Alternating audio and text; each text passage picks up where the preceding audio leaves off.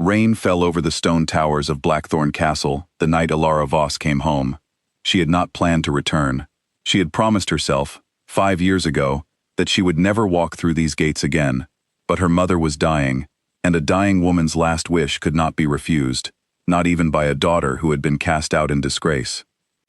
The guards at the gate recognized her at once. She saw it in their eyes, the flicker of surprise, the way their hands moved toward their weapons before they remembered themselves. She was not a threat. She was only a woman in a plain gray cloak, her hood damp with rain, her chin lifted the way it had always been, even when the whole kingdom had turned against her. "I am here for my mother," she said, nothing more. They let her pass, though one of them ran ahead, no doubt to warn the king. Alara had known this moment would come. She had imagined it 100 times during her exile, lying awake in the small cottage she had built for herself on the far side of the mountains. She had imagined Cale's face, twisted with anger, or worse, cold with indifference. She had told herself she was ready for either. She was not ready for what actually happened. He was standing in the courtyard when she arrived, as though he had known the exact moment she would step through the gates. 5 years had changed him. He was broader now, his shoulders carrying the weight of a crown he had not wanted so young. There were lines at the corners of his eyes that had not been there before, and a stillness in him that felt different from the fire she remembered. But his eyes, when they found hers, were exactly the same. Gold, sharp, and full of something she could not name. "Alara," he said, just her name, nothing more. "I am not here for you," she said quickly, before he could say anything else, before the old ache in her chest could grow any larger. "My mother is dying. She wants to see her home one last time. That is all." Something moved behind his eyes, quick and painful, gone before she could read it fully. "Your mother is welcome here," he said, "as are you, for as long as you need to stay." It was not the response she had expected. 5 years ago, this man had looked at her with pure hatred, had ordered her out of his kingdom with his own voice shaking with fury, had refused to hear a single word in her defense. Now he stood before her, offering hospitality as though the past had never happened. She did not trust it. She did not trust him, but her mother needed rest, and the road had been long, so she nodded once and followed the servants who led her to the old family quarters near the eastern wall. That night, after her mother was settled and finally sleeping, Alara wandered the familiar halls she had once called home. Memory pressed against her from every corner. Here was the corridor where she and Cale had first spoken as children, before either of them understood what it meant to be mates. Here was the garden where he had proposed to her beneath the stars, his voice trembling with a nervousness the great Alpha King rarely showed anyone. And here, at the end of the hall, was the small chamber where her mother had once worked as a servant, tending the linens and the fires for the royal family. Alara stepped inside out of habit, out of a longing for something familiar in a place that had betrayed her so completely. Dust covered the old shelves. A single loose stone in the wall caught her eye, tilted slightly out of place, as though someone long ago had pried it free and never quite fitted it back. She knelt and touched it. It came away easily in her hand, revealing a small hollow behind it. Inside, yellowed with age, was a folded piece of parchment.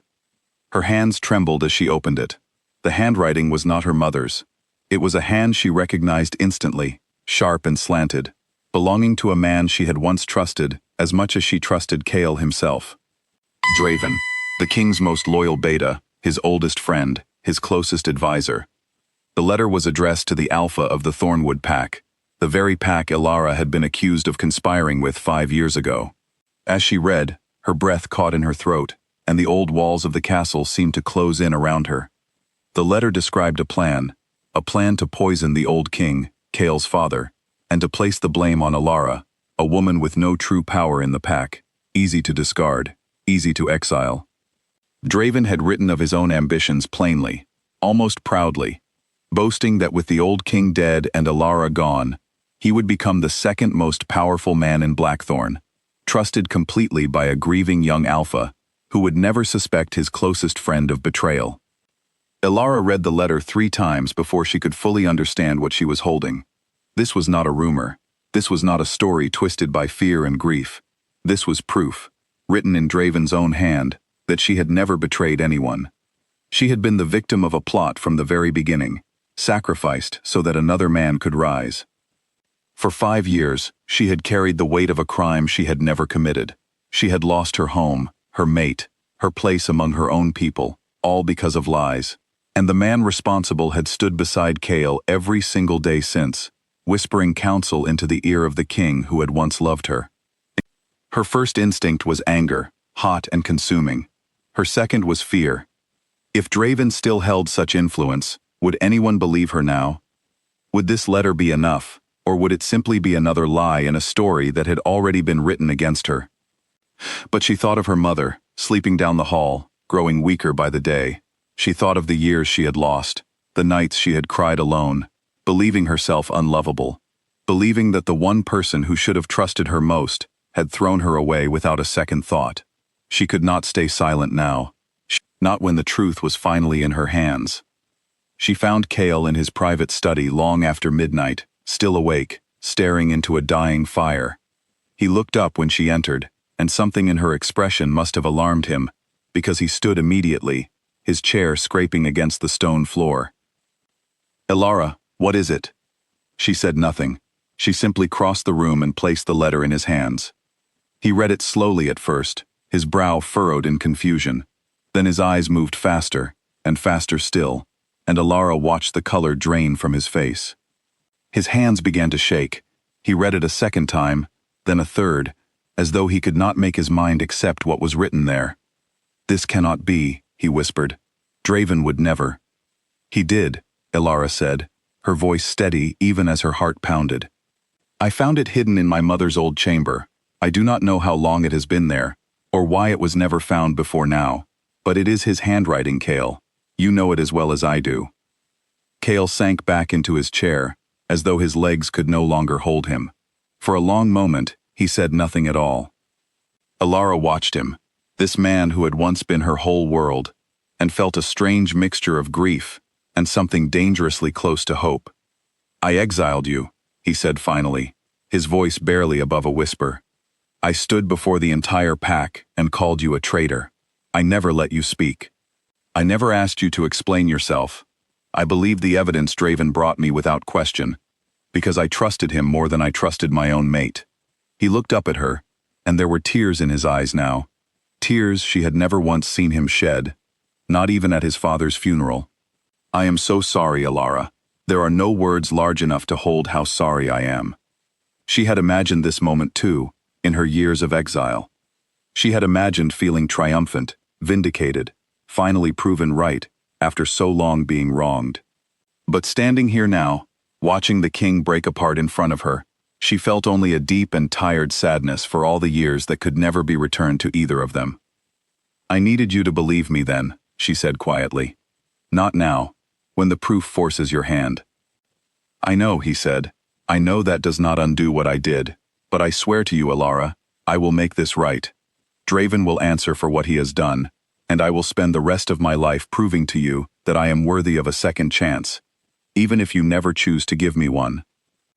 Word spread through the castle by morning, as it always did in a place where so many ears listened at so many doors.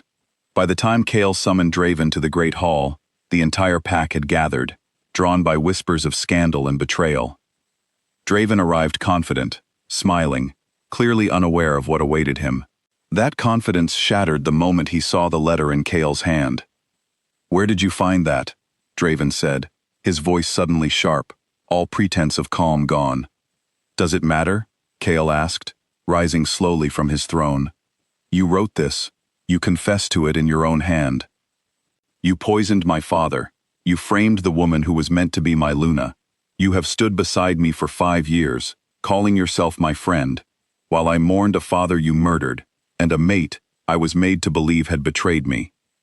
The hall fell utterly silent. Every eye turned to Draven, who looked around at the gathered pack members with the desperate expression of a man who understood, finally, that there was no escape from what he had done. "I did it for the pack," Draven said, though his voice cracked with the lie even as he spoke it. "Your father was growing weak. He would have led us into ruin. I only wanted to protect what we had built." "You wanted power," Kale said. "Nothing more, and you were willing to destroy an innocent woman to take it." Draven's composure broke completely then. In a final, desperate act, he lunged toward Alara, seizing her arm, perhaps hoping to use her as a shield or a bargaining piece in whatever chaos he thought he could create. But Chaol moved faster than thought, faster than fear, crossing the distance between them in an instant, and tearing Draven away from her with a force that sent the other man sprawling across the stone floor. What followed was swift.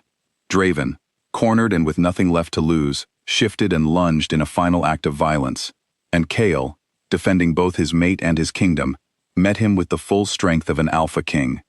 It was over in moments. Draven's treachery, 5 years in the making, ended there on the floor of the great hall, witnessed by the entire pack he had betrayed. In the days that followed, Chaol stood before his people and told them everything. He held nothing back. Not his own failure to protect Alara, not the blindness of his grief, not the shame of having believed a lie over the woman he loved. It would have been easy for a lesser king to hide such things, to bury the truth, the way Draven had once buried his letter. But Chaol understood now what it cost to let silence protect the guilty and condemn the innocent. Alara listened to him speak from the back of the hall, her mother resting comfortably nearby, finally at peace in the home she had longed to see one last time.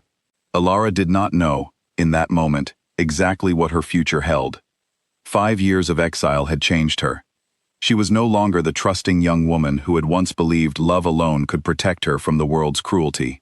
But watching Chaol stand before his people, taking full responsibility for his mistakes, asking nothing of her in return, she felt something in her chest begin to soften, slowly, carefully, the way frozen ground softens at the first true warmth of spring.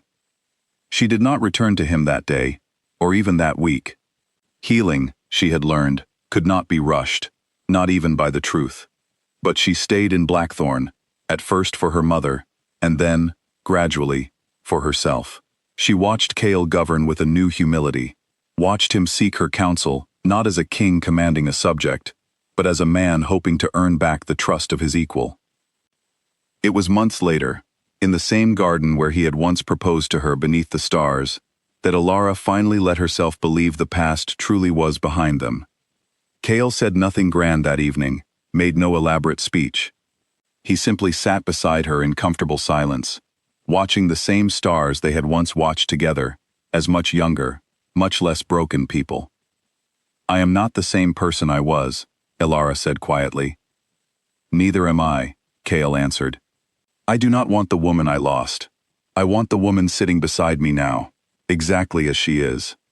She turned to look at him, and for the first time since her return, she let herself smile, a small, honest smile that reached all the way to her eyes.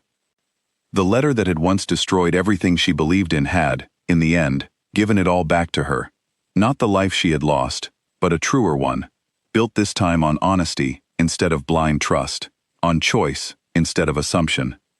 And as the pack slowly welcomed her home, not as a woman once accused, but as the Luna who had always deserved her place beside the king, Alara understood that some stories did not end where the pain began. They ended, instead, wherever two people finally chose to build something real.